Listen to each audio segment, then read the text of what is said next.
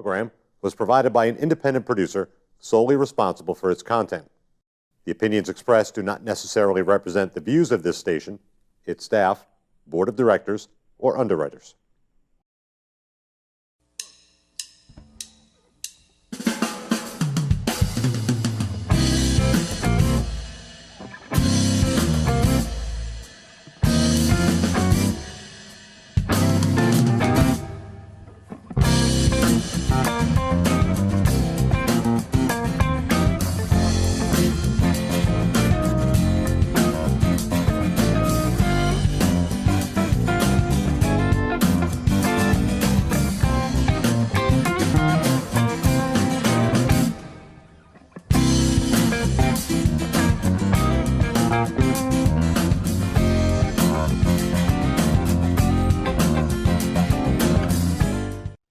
Welcome to Gate City Chronicles. I'm Kevin Avard, your host. And today I have Jan Adams and Irene Holland as our guests from Rivier College. Welcome to the show, ladies. Thank you very much. It's good to see you. Now, you had mentioned that you had, of a long time ago, that you had coordinated somebody on the show as well. Exactly. And that was, what group was that? It was Nashua Community Concert Association. Okay. And that's a long time ago then. Yes. Well, welcome back. Thank we you. appreciate you coming on the show. Nice to be here. That's why I came back, because I remembered the So, wonderful experience. I walked through the door and you said, "Hi, we're from Rise." And I'm thinking, okay, great. What's Rise? Tell me about Rise. What is Rise? RISE is an acronym for Rivier Institute of Senior Education. And it is a program of lifelong learning. In its 20th year, we're celebrating our anniversary. Wow. It was started in 1997 by Dr. Rose Arthur, the late Dr. Rose Arthur, who died just this past year. And she was the dean of the evening school, the graduate school at Rivier University College at the time. And so she saw a need for this in the community. And that's how it got started. And Jan, you're a former teacher. I'm a retired teacher. And you taught in Merrimack? I taught in Merrimack, and yes. What did you teach, if you know, what grades? Children who were shorter than I am. So first, second, and third. Third was getting scary. They were getting taller. Yeah. So yes, so I had to go back down to second. Well, and you got involved with this program. How did you get involved?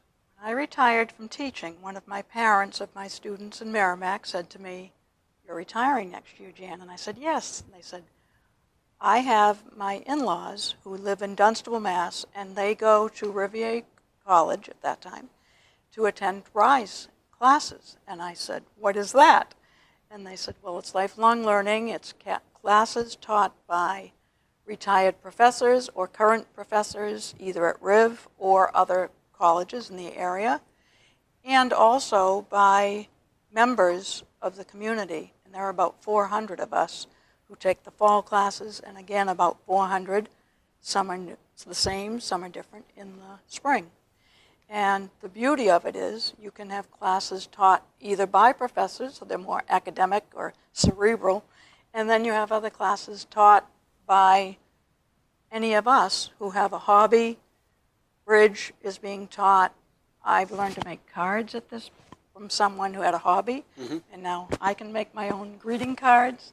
So we offer classes for those individuals who still want to keep learning and make new friends and support each other. Interesting. Our retirement. And I was gonna ask, when the professor who passed away, she saw a need. What was that need? What did she capture? What got her attention? What need was in the community? The need for people to be engaged in learning. And to learn, learning doesn't stop just before you're out of high school or out of college or retire. So she saw the need for something beyond retirement. Life isn't just crossword puzzles and just sitting at the TV. And those are all fine activities, but I think what we've found by taking these classes are, I certainly have made new friends. Some of them are former teachers from the Merrimack School District, and we've reacquainted ourselves because we're at different grade levels. So that's wonderful. But also new friends that you wouldn't have met otherwise. And what I really like is some of my friends are 85 years old. Wow. And they're still very much Very engaged. cognitively Yep. elite and have a lot to offer. And I think what's neat about it is we have a Rivier professor, Mark Meehan, who has come. He had an office across from the 2 rooms that we meet and have our classes in. He went to our director and he said, "Who are those old people going in those 2 rooms across the hall?" And she laughed. He said, "No, I don't think you want to call them old people. I think you want to meet some of these people." And he said, "Can I teach them?" And she said, "Absolutely." So he has taught 3 classes for us, being a Rivier professor, but comes over and teaches our classes. And he's quite a good friend of mine now. And he said, he even brought a friend from the biology department. He said, "You've got to come try this RISE program." He said, "You know how our students are at Rivier now? You know how they're sort of disinterested sometimes? You've got to come over here and meet these RISE people." He said, "They raise their hand. They want to share experiences that they've had. They've traveled all over the world and they have stories to tell." And so I can remember one of the second classes he had with his friend, Joel. And he looked over finally, because our hands were being, and he looked at Joel and he said, "See what I told you about this? Isn't this just wonderful?" So we hope to have more Rivier professors involved, which is wonderful. And I think they appreciate our knowledge, our experiences, and we add to their repertoire. So it's a very good program. It's interesting. Sometimes when people come up to the Capitol, we'll have the 4th and 5th graders come up. Perfect age to reach, to talk. They're engaged. They got the hands up there. But sometimes then the teenagers will come up. Right? And they're looking at me like, "Come on, bring it on. Try to get me involved." Yeah. And then there were times where some seniors would come up, and there's a glow. There's a glow about them. And I look like a young kid, and some of them are in their 80s, and you get feedback. As a performer, you feed off the audience, and I could see how the professors could feed off of the intellectual giants that might be in the room that you don't even know about. Yeah. The life experiences, the feedback that you can get can be addicting. So, as they're learning, obviously there's a goal to learn things. What are they learning? What are some of the courses that are available? We have, for this term coming up, we have 67 courses. Wow. Yes. And 34 of them are brand new. We've never had them before. Okay. The classes run for an hour and a half, and they start at 9 in the morning and they go till around 4:15 in the afternoon. So you have various classes, and it's 5 days a week. And so we have literature, history, art, music, crafts, what am I forgetting? Religion, philosophy. Miss anything? And the neat thing is that we have regular professors who will come back and say, "I will teach in the spring a literature class." And that's great. But then you never know what's going to come out that's new in this brochure. And we're always coming out. We're always looking for new members.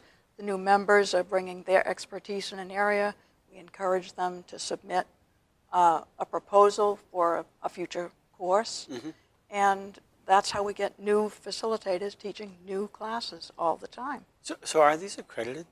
Oh, no. No, they don't get any No credits. homework? There's No no homework. home. Well, sometimes a professor will, we call them facilitators, but it could be a professor, will say, "Well, we're going to be reading this book." A few of the courses will, because they're based on, well, you're reading something. And the writing courses. Now, I want to talk a little bit about the writing courses because I'm very proud of them. We have 3 different writing courses at the RISE program, and we have some very, very gifted people. And we have writers who do poetry, fiction, nonfiction, and we have a literary journal called Dawn, which is in its 18th edition. And you can see how thick this is. Yeah. These are all writings by people in the RISE program. So every year when this is published, we sell them at RISE. They're $6 each. The proceeds go to the Rise Memorial Scholarship Fund. And the proceeds go to the scholarship for an undergraduate student. And we give that at the end of our term. This year we gave 2 because we give 4 scholarships. 4. Last year we gave 4. So we awarded 3 Rise Memorial Scholarships, we call them, and the 4th one is in honor of Rose Arthur. So we have this endowed fund that we contribute to, and people will contribute. And what a treasure this must be. It is. I had my second show, maybe third show, 5 years ago. I had a friend. His name was John Prestige. His philosophy was boredom is a choice. I like that. And he wrote maybe 3 or 4 books, and they were called Reminisctions. Oh, nice. Yeah, and they were very, I think he was 85 years old. Yeah, And I believe that. We had a person in one of my writing classes who was 92. what a treasure of information that's in their minds. He could write sonnets. Right. He could write anything, you name it, just a short story. I was just enthralled listening to what he was writing. It's just remarkable. And they submit their writing, and it gets approved, because we can only take so many. Mm-hmm. And we get a lot of submissions, I think. But we have a very good editorial board that produces this, and it makes a nice gift to friends and relatives. Just a nice token gift showing what we do there at Rise. So is there an age limit? 55. 55. Oh, 1 year short. Sometimes we make exceptions, Ken. Yeah. You could teach a class. I could teach. Well, And we did have a political class taught last year by a former legislator, Ed Moran. Okay. And Ed served 13 years up in Concord. He's from Bedford. Yep. I've forgotten what years he served, but he came back and he taught a political class last fall, which was excellent. Because Ed had been a student for many years Had been a student. at Rise. Oh, yes. Yes. It would surprise the public, the process of a bill. It would totally surprise them, the journey. It's not just, I'm just a bill on Capitol. It's really complicated. And our former former treasurer, who just retired from the board, retired because he's serving in the legislature again. He's from Nashua, and his name is... Tim Trombley. Oh, I know Tim. Yeah. Yeah. So Tim has for many years been involved in Tim Rise. and Linda. Yeah. Yes. Totally. Yes. So he said, I'm sorry, I got elected. I have to go off the board. He's a good servant, too. I wanted to ask something about the Rhodes Scholars. What is that all about? The Rhodes Scholar, it used to be called Elder Hostel. You may have heard the name. I haven't, actually, no. Okay. Well, it's an organization, again, for seniors, and they do trips with theirs. So they might have a trip to a foreign country, and they have learning around it. So you might take courses around the topic. And it's much more involved in our program. We pretty much stay here. Okay. Every now and then we'll have a little trip, but not to the extent that they do. They go worldwide. Is there a limit to how many people can sign up for these courses? It really depends upon the course, Kevin. Sometimes, for example, some of the art courses, the facilitator may decide that 15 people or 10 people is the limit because that's all he or she can work with. Mm-hmm. Other classes, it really depends how many chairs are in the room. And so that's how it's decided. And we do put that right in the brochure. Okay, for people who've just moved to Nashua and do not know where Rivier College is, where is Rivier College? South Main Street in Nashua. In fact, there's a map. You would be right in surprised. Exit 4, if Exit you're coming 4. down the highway. Mm-hmm. there. And there's a sign. There's a sign right on the highway. You just go around the Rotary. Correct. Okay. Don't go to Haywood's Farms. That's the wrong Across turn. the street. Would You be can stop for afterwards. ice cream That'd be after. afterwards. That's the treat after your course. That's a little staple in my memory as a kid. That was a wonderful place to go. And it was either Dairy Whip or, not Dairy Queen, there was a Dairy Whip where we lived in Haywood Farm. And my dad loved Haywood Farm, so, because it was the real ice cream. The real Yeah. stuff. Yeah, so, anyway, so I guess the time to sign up for this is when? Now, because we are having an information session next Thursday, the 17th. And we do this every term, and it's like an open house of sorts. And all of as many as can be there, unless they have something going on. But the facilitators will be there, and they are available to answer questions. So, for example, if I'm interested in taking a course in history, I might go to that facilitator and say, what about this, what about that, what do I need? Is there a book involved? Sometimes the course might suggest that you might like to buy the book that they'll be referring to. You don't have to, but sometimes. And often for our literature classes, those do have a book. We just read The Decade of the 40s in our last literature class in the spring. So and it's always recommended, you just go on Amazon and buy a used copy of that. So that's most of the courses don't require a book. Some of them suggest you can have one. Were you in Dr. Zhivago with me last fall? So, we were suggested that we should buy a copy of Dr. Zhivago, and a lot of us had remembered the movie from long ago, but that's all that came to my mind. The book was very different. It always is. The book was very different. It took us several pages to get into that book before we found any romance. It was all about the soldiers, so... So, The decade of the 40s. What an interesting topic. Oh my gosh, because most of us, and that was the interesting thing about this class, is the 85-year-old who remembers a totally different thing from what I remembered from being born in 46. So she remembers much more vivid recollections than I could ever have at that. We've had a couple people on the show writing about... one lady, she wrote about her father or her grandfather who was a Nazi soldier.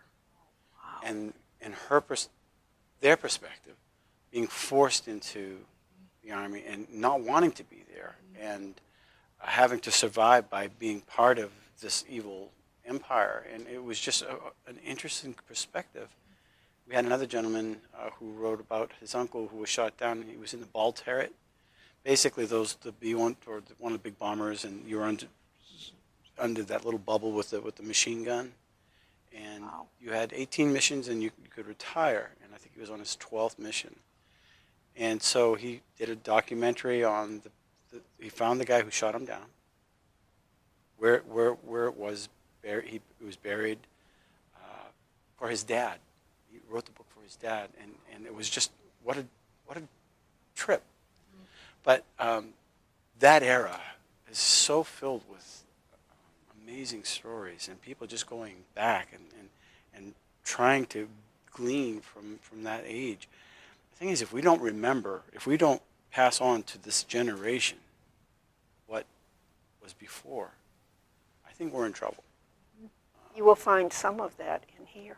Really? In Dawn. And many people are writing their memoirs for their grandchildren. Children and grandchildren. And there's a gentleman who was in the writing class that I took who was writing about Korean War when he was a boy. He was sending messages. He was being courier to send messages behind the scenes. And that being a very interesting topic these days with the imminent trouble that we're in. But I just want to point out one more thing, too. We have courses starting in the fall, right after Labor Day, for 5 weeks or 10 weeks, depending on what they're offering. So you can take up to 5 classes. So we have the fall schedule, we have the spring schedule, but in January, we have the winter schedule, which is one-day options to go in and just learn about something. We do that for 3 weeks. Wow. And the reason that I thought of that was because we had a gentleman who was, again, 90, I think, who went in on the glider for World War II prior to the troops. He was in the glider plane. He did a program on it for an hour and a half in the January program. Did you ever see that? No. He was in the second glider to go in. The first glider held the general that was in charge. And so he had this wonderful talk. He had some pictures. That general hit a tree on the landing and died. And he came in next with his glider and had to be careful not to hit that glider that was now in the way and then subsequent. So it was just The incredible. general was first? Yes, the person that was in charge of that mission. And then when they signed up to do the glider program, he and a friend signed up. They said, your job is to land that glider and then make it back on your own, and then hopefully make it back to get another glider to bring in more troops, because that's what they were bringing, troops. And so I just learned so much from this gentleman, and I thought, oh my gosh, Those must have been huge gliders. well, they were paper thin. And so that was a worry, because when they tested them, I think that was the problem. The generals had a protective plate, which made it heavier, and I think that's why it crashed. But theirs were much paper thin things. And he said, you thought about how this really was a one-way ticket when you flew this thing in there. You didn't fly it out. It was just landing, and then you had to make your way back and hopefully be able to bring a second one. Before we got started talking about RISE, we were talking about this generation where everybody's on their cell phones. And it seems as though they're connected to this electronics. But the generation that came before them, there's a gap. And there's not a connection. And I fear that that will be lost. I applaud the people that want to be educated, even in their latter years. It would be a tragedy if they just collected more information and didn't help this generation that is stuck like this. It would be nice to see that generation in the schools and talking about their stories and trying to communicate what was before there was a telephone in their house. Tracy and I, my wife, we were talking about that last night. I remember the long extension cords to our phone. And we had to wait turns. Get off the phone! But we had Party lines. There were party lines. Party lines. We could never afford to have our private line. We needed a party line. And cable. You did. You picked up the phone. Yep. You heard somebody talking, so you'd hang up until they were done. Politely, you would hang up. Now, speaking of that, we do have courses on the iPhone and the iPad and computer courses, because seniors, of course, are They need to into be those updated. as well. Right. And those are very well attended. And a lot of them are making a slideshow, maybe about the grandchildren, Oh. or maybe We have something digital to photography courses. send to the grandchildren, especially if they're far away, or learning to Skype Yep. with grandchildren who are far away. And it's becoming easier and easier to do. And these So courses. we are high tech. Yeah. We really get into a lot of different things. Silly question. You don't have to have a degree to sign up or have been Oh, educated. no. Doesn't matter. No tests, no. Right. And the process to sign up is relatively painless? Absolutely. You can have an come to the application. information session and you can sign up at the information session, or right at the back of the brochure is a sign-up sheet in which you just put the desired courses and Okay. all of that. It's $130 for the 2 terms, Okay. which is a very small price to pay. Right. And Very small price to pay. These brochures are disseminated for new people around to the libraries. We put them in several locations Senior centers, throughout the area. libraries. Okay. So not only Nashua, I live in Amherst, they're at our library. I took some to Milford today. So we have people All come. the surrounding towns. People come from a ways to take these classes. We have quite a good group of people coming. And being the 20th anniversary, are there special events going on because of that? Absolutely. We had one event in the spring that your station filmed for us, and we were very happy with that. And we had there had been a course on the wicked cozy authors. They wrote mystery stories about New England, and the facilitator contacted them because it was New England, and these 5 ladies agreed to come to RISE and put on a presentation for Panel us. discussion. Yeah, it with, was wonderful. And we opened it up to the public. And it was on your station. This is a little treasure for Nashua, I think. Yeah. So we appreciate it, and I think it's a great service in helping people get out their message. And speaking of which, are there any final thoughts that you would like to talk about RISE? Is there anything Well, else for the we public? invite people to come to the information session. It's from 1 to 3 on the 17th. If they cannot come, We invite them to go to one of the sites and pick up one of the brochures, or they can call the RISE office. And we are putting information out in the public. We did have a press release in the Senior Beacon. Okay. And we have a story that's going to be in Nashua Living magazine, which is on the newsstands, the Hannafords and Market Basket. And we have press releases in all the area newspapers. So the information is out there. Wonderful. And we appreciate you coming on the show, and we think it's a wonderful opportunity. And I think that there was a commercial years ago, a mine that's not being used is, a wasted mine is, whatever. Just getting involved, meeting new people, Yes. learning, being able to contribute in the process of this education is a wonderful thing. It's a nice way to meet people. And It's a nice way to support some of our membership who, because of the ages that we're at, sometimes face a medical issue that just comes forward. Mm-hmm. And we had that happen recently in a literature class, and we were there for that person. And it's just another way to connect and make new friends and get support. that's what I love about Nashua. It's a city, but it's connected. It really is. When summer comes and we don't have classes, I can hardly wait until September comes. Now, when I was young, I hated the thought of Labor Day and that I have to go back to school. Now it's the reverse. Right. But we do have some interest groups that continue That, through forgot the summer. about that, yes. And I'm in 2 literature classes. One meets right now in the Regina Library at Rivier on the 2nd floor. And the library staff has welcomed us to that spot because they're at the board without the students. And they keep coming up to put books away. And we know they're just trying to be getting in on that discussion with the plays that we've been acting out and short stories that we've been reading. So we know they said, boy, I can't wait till we're old enough to go to those classes. That's funny. And so they're encouraging us to continue in the fall with some of our interest groups in the library on the 2nd floor because they think it's important for some of the students to see that these older people are still interested in learning. And we got too giggly on acting out one of our plays recently. We thought, well, we got to tone it down, and when the students get back, be careful. But that's very nice of them to offer us that space. Yep. And we have 2 classrooms in Memorial Hall.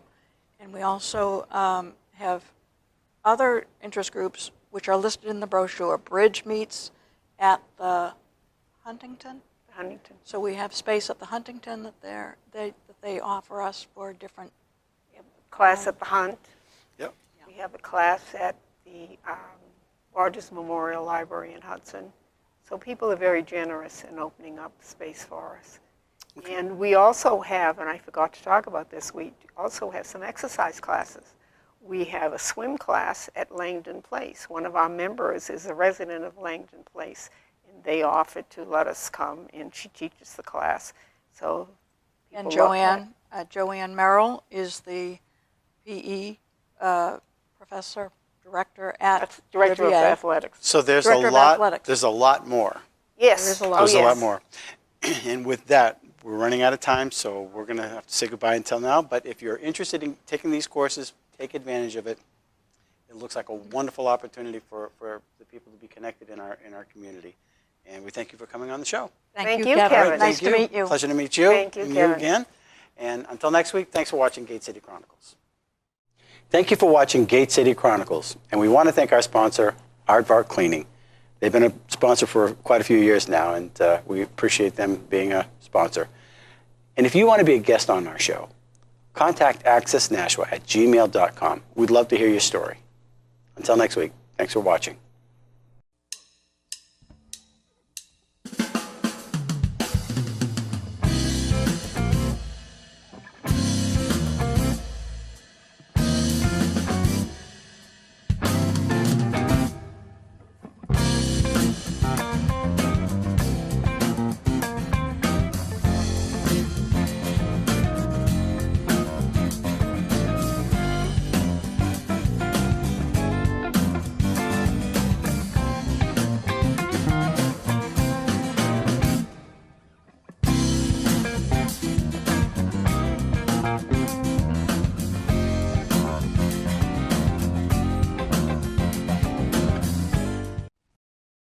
preceding program was provided by an independent producer solely responsible for its content. The opinions expressed do not necessarily represent the views of this station, its staff, board of directors, or underwriters.